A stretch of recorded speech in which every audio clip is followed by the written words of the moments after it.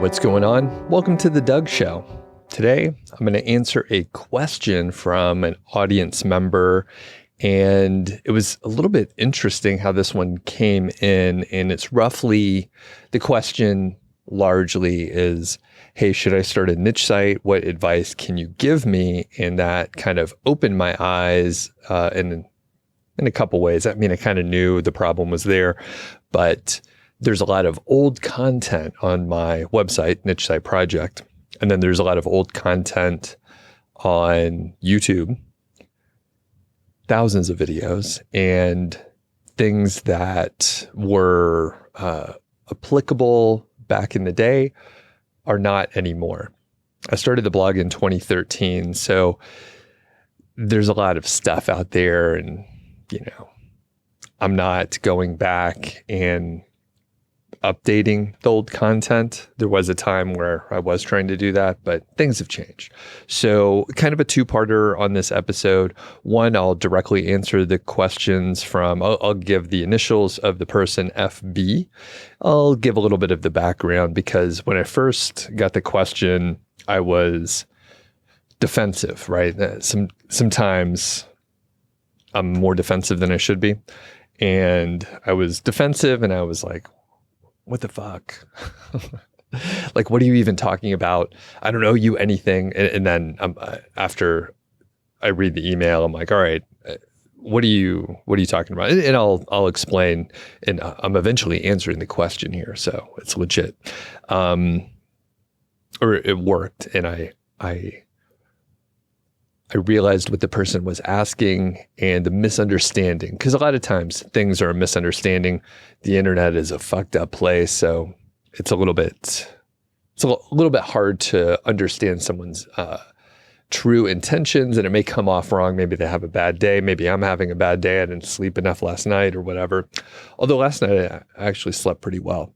So a little bit of housekeeping. Number one, I'm not recording outside. I'm downstairs in the studio, and I have not yet recorded the musical intro and outro, but I will later, and I'll play an electric guitar in this case, in which now I'm realizing you would have heard the intro already, but at this point in time, I have not yet recorded it. So one thing I'd like to do is ask if you have any questions out there in the audience. If you have topics that you would like for me to cover, let me know. Feedback@Doug.Show. You can leave a comment over on the YouTube side. I have seen some positive comments on, number one, recording outside and just doing a different style. It's slightly more work, but it's not catastrophic, right? So it's just, I have to record on a different camera. I have to move the SD card and a couple other things, where when I record down here, the audio is really good. And since it's on the hard drive, it's very easy to upload and edit and all that kind of stuff. It ends up taking an extra 45 minutes to do like camera setup, moving the files, little things like that, which is a fairly significant deterrent. I mean, that roughly doubles the time, where down here, I just hit record, go, and move forward. But anyway, I'm doing this voluntarily. So I'm choosing to do it, and that makes a big difference. Okay. So few things here. I guess the other part of the show, just before I start answering FB's questions here, other part of the show, I had some idea earlier. I'm going to record it later. I only have a certain amount of time right now, and I have a good amount of energy, well caffeinated and that sort of thing. So there will be a part two, and well, you'll know what it is when we get to it. It'll be very interesting and riveting, and you're going to love it. The other piece of feedback that I got, not only recording outside, and people are at least not complaining about music, there are people that are saying, hey, keep doing the music. We dig it. And I like that feedback. For the people that get it, it's for you. For the people that don't, it's not for you. I can't remember how many times I've heard that in the past, and many people have said it, but that works. So I've heard good feedback on the project management ideas, and it just happened to be coincidence that a couple episodes where I was thinking about project management ideas and how I have applied those skills or experiences to normal everyday life that people run into and how it might be useful. So if you have any specific topics around project management or really executing and finishing projects or just living your life, there's a lot of things that you could possibly relate. I mean, you can wedge an idea into almost anything if you try hard enough. And that's what I've been doing with project management, which is a vast, amount of knowledge and applications of many different areas. Could be finance, could be scheduling, could be, working with other people and negotiate. I mean, there's so many pieces. So if you have a specific interest, maybe related to websites or agency work or entrepreneurship, self-employment, that sort of thing, so many little aspects do come in. Let's get to the question here. So the initial email came in, can you check out the Google form for my question? And I thought, well, I have a Google form and it's attached to a Hire Me page. I also saw this person, I think they commented on a recent video and they said, I sent you an email on the Google form and you haven't answered it. And they seemed kind of pissed off. And that's why I was a little defensive. I was just like, you're a random person on the internet and you didn't pay me any money and I don't know you fucking anything. So if you have a question, there's like a million ways to get in touch with me. Somehow you found one that is inactive and I'm not sure what's going on, but I was like, hey, I didn't get the email. That's what I thought. Okay. So that's what I thought. I replied back, oh, I didn't get the email. Go ahead and email me again. I must have missed it. Let me know the subject line. Give me some details. So I thought all those mean, defensive, and dark thoughts. But what I said was, oh, I'm sorry. Why don't you send me more information? I didn't see it. So customer service 101, don't be a dick. There's probably some misunderstanding, but in my head, that's what was going on. That's the quiet part out loud kind of thing. So they did follow up a few days later. They said, I submitted a set of questions through the Google form in the contact section of your website using a specific email. At first, I thought that would be sent via email, but later I realized it's intended for live event-related inquiries. If you're able to find my submission, can you take a look at the questions and respond to me here? And I jogged my memory, and then I remembered back in the day, I did live streams 2 times a week for a pretty long time.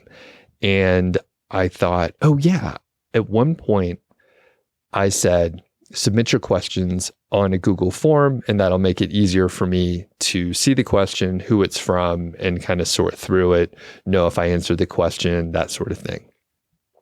Totally forgot about it. It was 9 years ago, something like that. I mean, this is when we lived in Bozeman, and I'm imagining like doing those live streams in that house, in that specific office / guest bedroom. So anyway, I was like, oh, okay. I replied back. I said, I didn't get the submission. What are the questions? Did you submit it on the Hire Me page?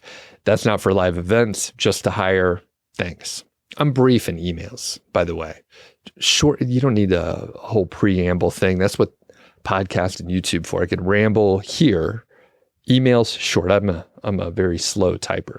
So FB wrote a longer email. 4 questions, should be fairly quick to answer, although I've been stretching stuff out. So we'll see how it goes.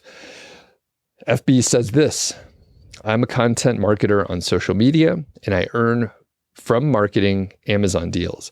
And I'm looking to expand into blogging and affiliate marketing, primarily through the Amazon Associates program. I've done some initial research and asked GPT about successful niche sites, which led me to your blog and YouTube channel. After going through your content, it's clear that you have extensive experience in this field, and I'd love to get your insight. I have a few questions if you don't mind. Number 1, are you still earning from your niche sites, and do you believe there's still a good opportunity to start one today? If so, how would you recommend I begin, and what kind of investment should I plan for? 2, I noticed some of the templates and resources on your website aren't downloadable. Am I missing something, or is access limited? Number 3, What tools or platforms would you suggest for someone to start from scratch? Number 4, could you share examples of your own successful sites or others you know of so I could study for inspiration and learning? I appreciate your advice. Any advice you could offer as I take my first steps into this? All right. So a reasonable question, fairly concise, a little background on the person, their experience, how they found my stuff. And they paid a compliment where they say, hey, it's clear you have experience and I would like your insight. So the questions were fairly clear as well. Didn't ramble on. And the thing is, like, sometimes people send emails and there's too much information and they get lost in too much. So I like the brevity. They got to the point and they asked some questions. And if you have questions, like I said, shoot me an email. There's actually a way to submit a voicemail, and there's a phone number in the show notes there. It's good if you kind of rehearse and practice and maybe write it down. I want to say the ideal length of a question is probably about 60 to 90 seconds, 1 to 2 minutes or so. The voicemail, it's a Google Voice number, so it'll cut off after I don't know how long. So don't go too long, but you can actually submit a question. Preferably not about niche sites because, well, you're going to hear the answer now. Number 1, are you still earning from niche sites? The answer is no. I had one that was still earning maybe like $50 a month or so. And that was as of this year, 2025. Sometime, I can't remember, probably during the summer time frame. I remember it being warm outside. The hosting and the domain name were up for renewal. And at one point, the site was getting a decent amount of traffic and earning maybe $800 a month, say in 2022. And it had fairly like expensive hosting, and I was paying like in a 3-year block. And it would have been, hundreds of dollars. So with hosting, with the WordPress theme I was using, with domain costs, and I think I was getting a dedicated IP address. Anyway, it was a few $100s that I was going to have to pay. And I was like, you know what? This is not working anymore. So I actually let the domain, I kept the domain, but I let the hosting go. So the site is gone. So I was earning money up until earlier this year, a pretty small amount and nothing close to what it was back in the day. And the second part of the question is, do you believe there's still a good opportunity to start one today? The answer is no. I don't think it's a good opportunity. I think if you were thinking, hey, I'm going to start a website to start blogging and earn money from affiliate marketing with Amazon associates, I think that would be a huge waste of time, and you should probably spend your time elsewhere. There's perhaps some argument because there are some people that are still earning money. And usually I hear from people that had sites that were, let's say they were earning $9,000 a month through various algorithm updates and different changes in the industry overall. Maybe their traffic dropped by 90%. And now they're only getting, or they're only earning like $900 a month instead of $9,000 per month. So $900 per month, that's great. That's cool, right? I mean, that's not, like if I was still earning $900 a month, I would have kept the site going that I let go. But if you were starting from scratch right now, I don't think it's a good opportunity. Couple caveats. I'm not out there trying to find success stories these days because it doesn't seem like a viable route with the advancement of the AI tools and the writing that and content that can be produced. I guess content is a better way to put it. The content that can be produced for websites is fairly high quality as far as how it's written. It's come a really long way in, 5 years. When you look back at Jasper AI, kind of a piece of shit when you look at the actual content that was produced versus what you can get now. And it was very, in 2020, very advanced at the time. And people were like, oh, I'm using it for this or that, or it helps me get some ideas and get started. But now, the tools that you can use for $20 a month or free in some capacity, like it's producing really good content. So I would not recommend that you start a website. And the caveat, so I'm not looking for these success stories now. However, there might be people that are out there saying, hey, I'm building a site and I'm able to rank, and some people are going and they're going, clicking through to my site. They're actually making some purchases, or maybe, and I've heard people talk about this. So, but I haven't asked them or pursued it or anything like that. So people might be going out there and they are building a site so that they could hopefully have the AI tools, ChatGPT, Gemini, Claude. They could have the tools pick up the information from their website, and then they are ranking.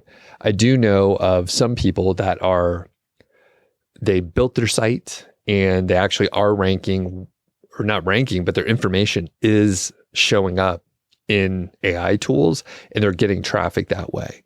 And I know it's been a while, but I did do some interviews where people will they'll create their GPTs that people can go directly to those, or use a GPT that is oriented towards like niche sites. I think I even created one and I was like, hey, this is an expert in niche sites and here's some other background information. And then, maybe that's how this person found me, like through my GPT. So you might be able to do that. It's such a moving target. And to me, it's not clear what the monetization is, right? So this person came to me to ask questions. They didn't pay me any money. If it was a funnel where I was like trying to do services and do coaching and give advice, then maybe that makes sense. Or if you have an SEO agency and you answer a bunch of SEO questions that help small businesses, and then you get them on your email list somehow or another, then maybe you're able to not upsell, but maybe you're able to sell to them, and then you have a clear funnel. So that could be a route, and you could apply that idea elsewhere. So it's audience acquisition in some capacity. You have to figure out how to monetize it. Moving target. So I would say it's probably a little tough. You'd have to experiment. There's people out there doing this, right? So you should go find them and follow them.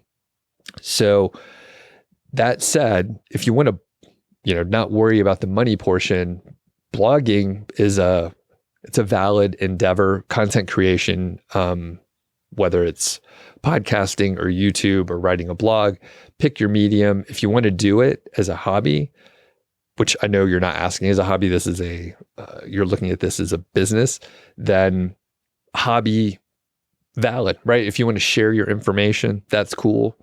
There's no issue with that. I've been looking at like guitar stuff. So I was trying to do research on pickup height for humbuckers and the pole pieces.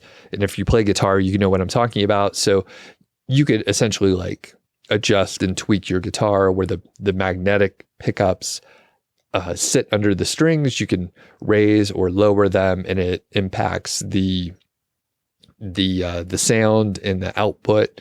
And it's, something that you have to, test. And I was trying to find like more information. Of course, there's a ton of videos on YouTube, but there's only so much you can get from YouTube, and people put videos together the best way they can. And sometimes it's not as helpful as, reading the information from a website where someone actually like went through and they have like data and information. So if you are sharing information like that, and in this case, right, if someone put together a great blog post about pickup height and the adjustments they made, and maybe They did sound samples, and you could see the waveforms, and you could see the actual frequency impact of the adjustments and all that kind of stuff. They could refer someone to specific pickups and say, hey, I tested these, the height, I set it up like this, and here's the strings I used, and blah, blah, blah. So if there's like a great deal of information, that would be great to put on a website. Now, that said, the GPTs are going to snag the information. Side note, as we go on tangents here, I did look at the Google AI overview answer. And in one case, it said the neck pickup height should be X and the bridge pickup height should be Y. And then I Googled something slightly different. The AI overview had them transposed. So it was neck height should be Y and the bridge height should be X. And I was like, did I read this wrong? I was like, what the fuck? So it's not accurate. And that's the thing with the AI overview. So I'm not an expert, but I dig into the weeds on topics that I'm very interested in, whether it's homebrewing beer and, details of like mash temperature and enzymes and different things like that, or the pickup height of a guitar. These are in the fucking weeds, right? Like this is pretty detailed information. And I know enough to dig in, though I'm not an expert and I don't have data to back up a lot of the stuff and ideas that I do know. But the point being, if you're somewhat intermediate to advanced in your knowledge area, when you start looking at the AI overviews, I mean, those are from Reddit. If you don't know how I feel about Reddit, a lot of morons out there, a lot of mean people talking about things that they heard from someone else. I mean, you don't know where the information's coming from. So the second Google query that I put in where the information was transposed, someone could have just fucked it up when they were writing a Reddit post or in a forum or whatever. So that's the issue. And there's like no sanity check. So one query gave one set of information, other query gave like the fucking opposite. So basically useless. All that to say, blogging could be okay if you're not worried about making money. All right, let's get to question 2. I thought this was going to be fast. It's all my fault. All right, this one is fast. I noticed some of the templates and resources on your website aren't downloadable. Am I missing something or is access limited? I don't know. Probably you should sign up for the email list. Occasionally, the email form disappears when there's some, I don't know, it's like kit and then my WordPress theme and then plugins. So occasionally the little form disappears and then I have to update the WordPress plugin or whatever kind of connection is over there. The overall point is you should be able to get the downloads if you sign up for the email list. That said, if anything is related to a niche website, as far as like SEO or ranking or whatever, probably not useful anymore. Again, don't waste your time on websites. If you disagree out there, by the way, like say, hey, oh yeah, websites are great. But I could tell by the viewership and mainly on the YouTube side that people are not trying to build websites. They're trying to build apps and other stuff like that. If you do have a website and you want to like switch over to maybe cheaper hosting, I will refer my hosting company that I use. I'll give you 2 options. One is MDD, and that's where I host the majority of my stuff now. So MDD was referred to me by a friend long time ago, and I've been on MDD for, I think, over a decade at this point. And small shop, I believe they're US based, and it's just probably a few people. I haven't done specific research, but when I've emailed before for just normal support questions, it's like the founder. I think MDD is like the person's initials. So the founder is, running a hosting company. Never had take that back. I've had one sort of outage. They had one outage over 10 years, and it was multiple redundant systems failed in a weird way, and my site was down for like a couple days. This was 6 years ago, and because of the issue, they changed some things and added more redundancy. So anyway, MDD, if you want like a mom and pop, small shop, US based, you can check that out. I'm an affiliate for them. The other is Cloudways, part of the DigitalOcean brand of companies. And they are, I believe they are, there's a lot of folks overseas based, no issue with that at all. Just different kind of service and that sort of thing. So you can have a look at either one, check out the prices. But the reason why I'm bringing this up, often if you're on the same hosting company for a long time, prices go up. You're no longer on like the sort of promo deal. So if you switch over to a new company, sometimes you can get a better deal. Maybe you could step down your service. And that's what I did, because I realized, oh, Niche Site Project is not getting nearly as much traffic. My other websites, they weren't getting as much traffic. So I stepped down to cheaper hosting to cut costs, because that's what the business has dictated. So next, number 3, what tools or platforms would you suggest? So if you are starting a website, which again, don't recommend, I would say you can go to MDD, you can go to Cloudways, there's whatever hosting company. It's a commodity. You could find one and it'll probably be fine. Most people are using WordPress still. I am, although I don't love the complexity, and I'm still paying, I think, $100 a year for a WordPress theme that I've been using for a while.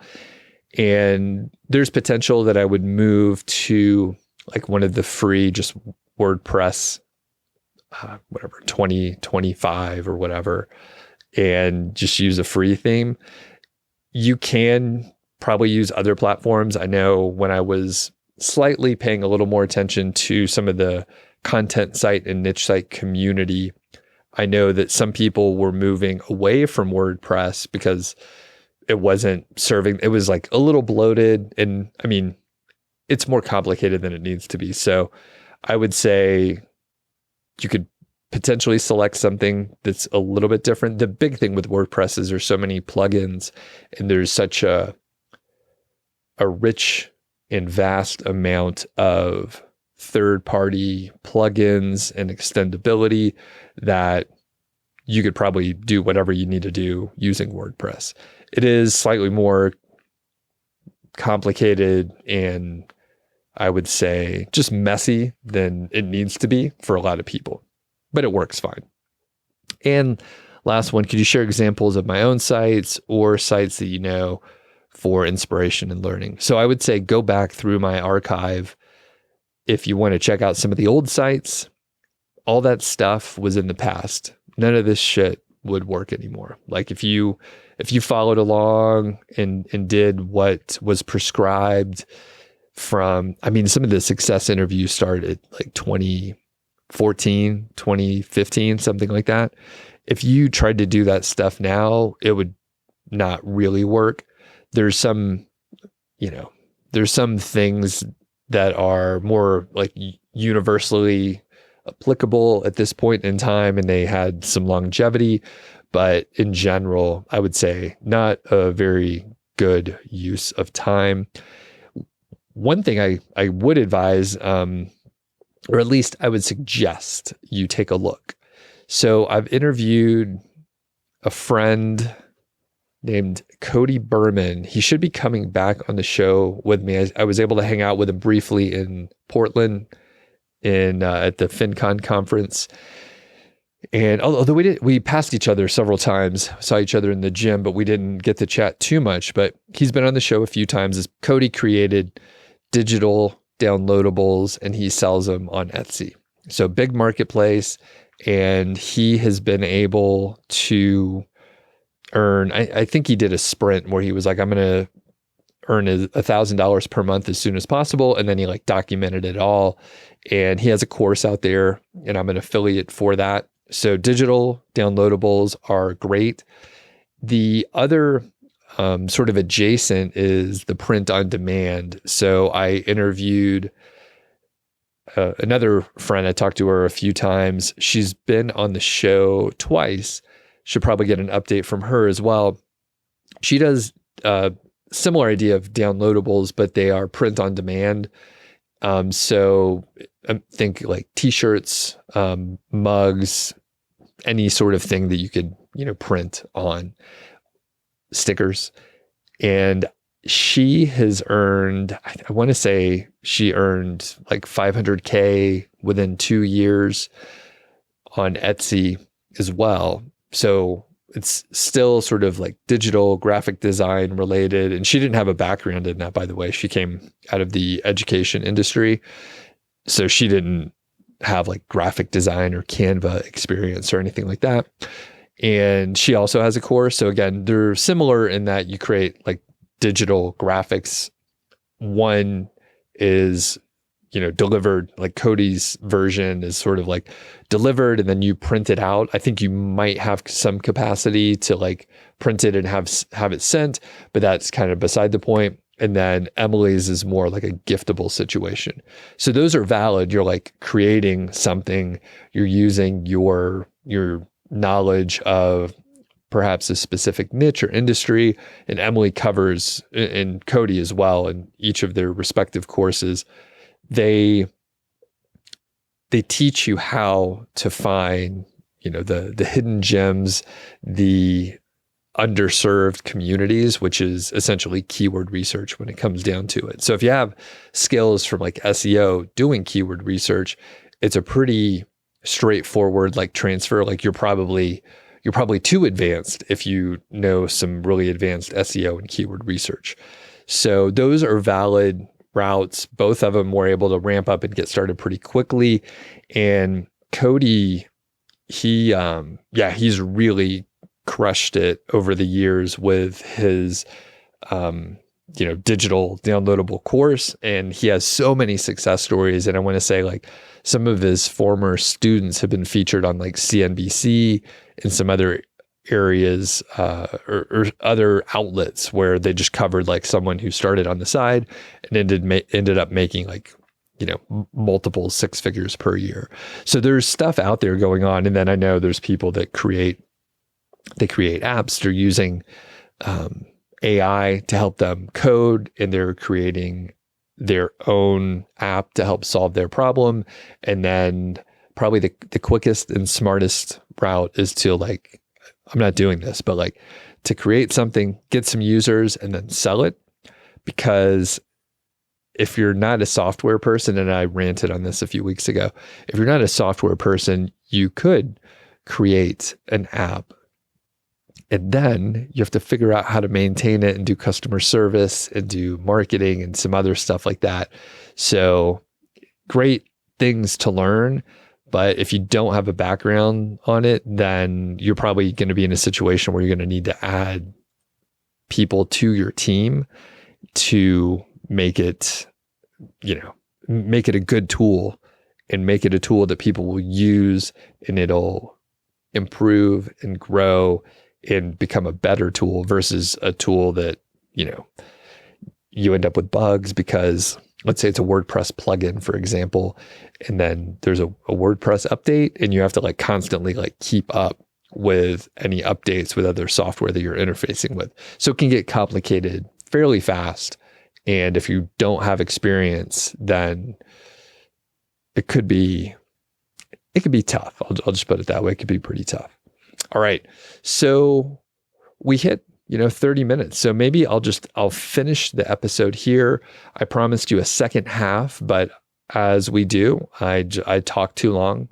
I said we, but it's just me talking too long. I made the call to action a couple times. Send me some questions. We could do mailbag. You can leave a voicemail if you want to. Other call to action, if you need to switch hosting, if you were thinking of switching hosting, I'll put links. I'll give you the two options, MDD and Cloudways. I'm an affiliate for both. If you do switch and you pay them either some money, then I might earn a commission depending on, there's some criteria, but it helps support the show, which I appreciate. I hope that was helpful, possibly entertaining, and I hope to hang out with you next week.